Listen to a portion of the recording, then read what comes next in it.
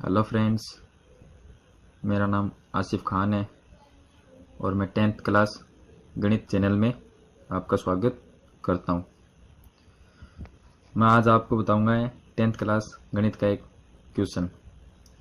इसमें हमारा question number 4 है जो यूनिट 4 का है।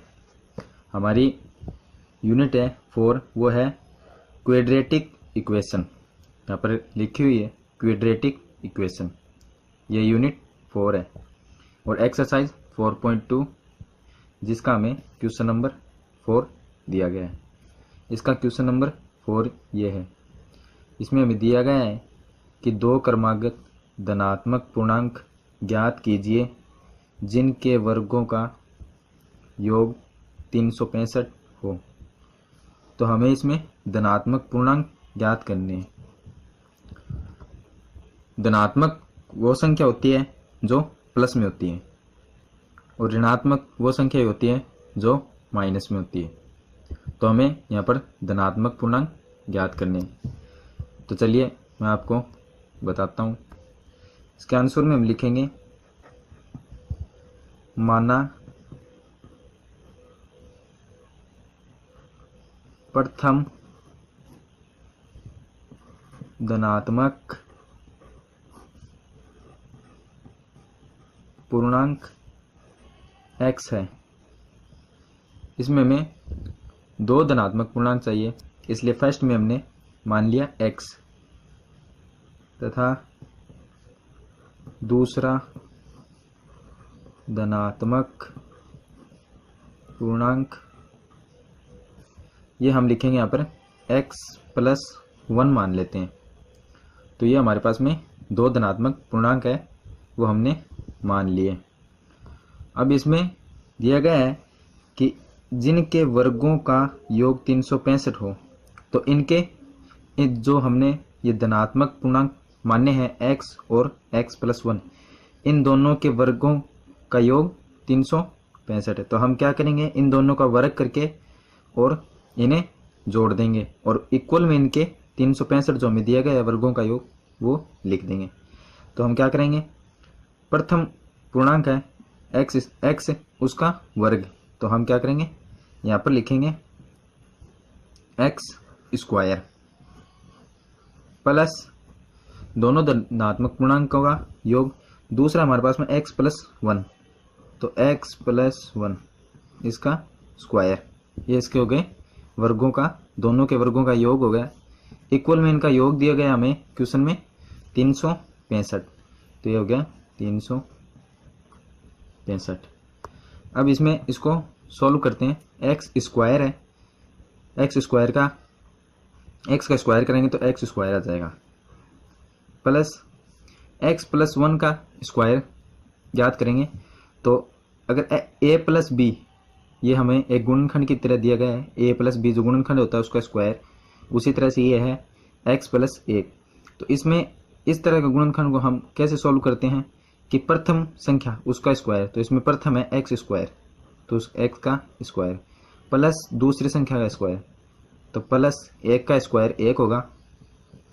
फिर जो इसके अंदर चिन्ह होता है वो चिन्ह, ये प्लस में है तो प्लस, फिर ये है 2 इंटू पहली संख्या इंटू दूसरी संख्या, तो 2 इंटू पहली संख्या x दूसरी संख्या 1, तो x को 1 से मल्टीप्लाई करेंगे तो x आएगा, तो x को फिर 2 से मल्टीप्लाई कर देंगे। उसके बाद में हमारे पास में 365।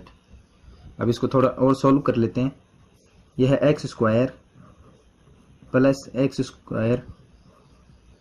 फिर प्लस में 1 और ये प्लस में 2 इंटू x, ये हो गया 2x बराबर 365।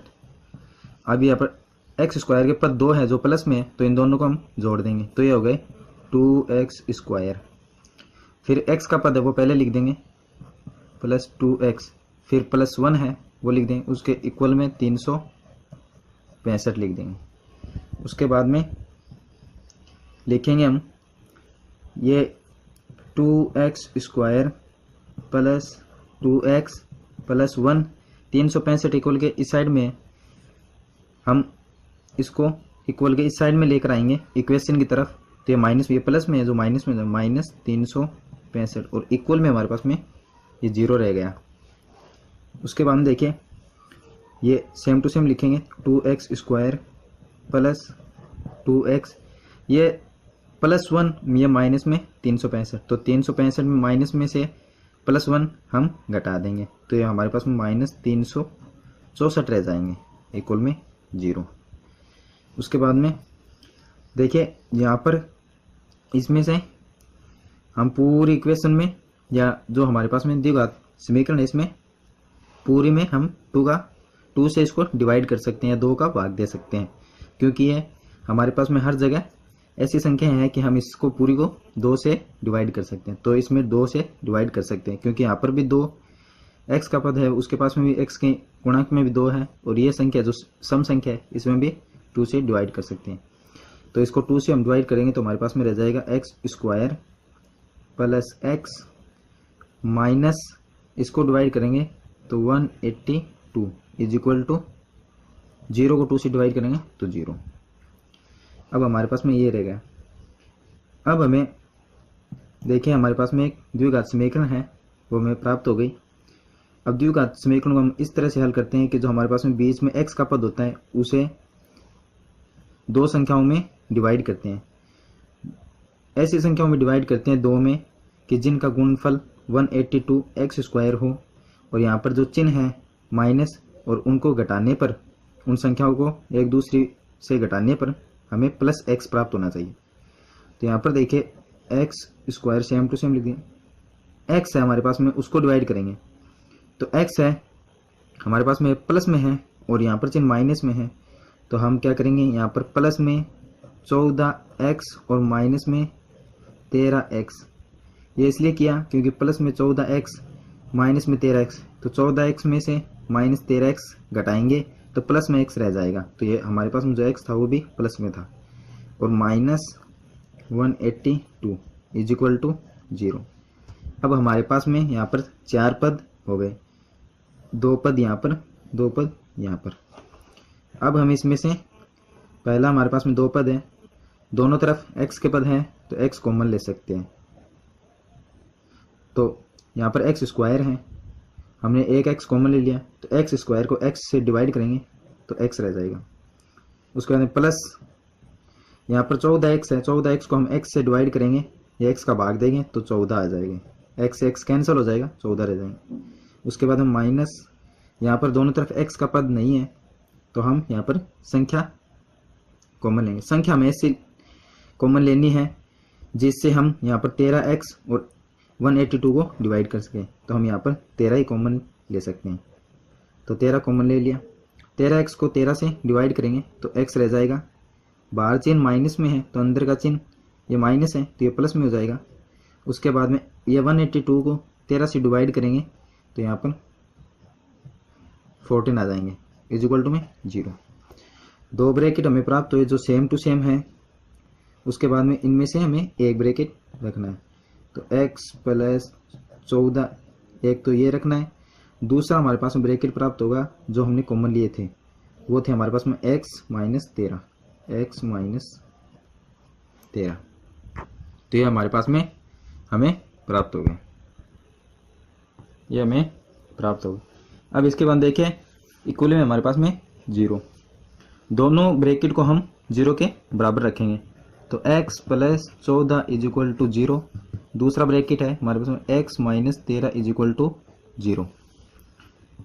इक्वल में देखें x plus 14 is equal to 0, तो x की वैल्यू हमें प्राप्त होगी -14, और x minus 13 is equal to 0, तो x की वैल्यू हमें प्राप्त होगी प्लस में 13, तो ये हमें 2x की वैल्यू प्राप्त हो गई।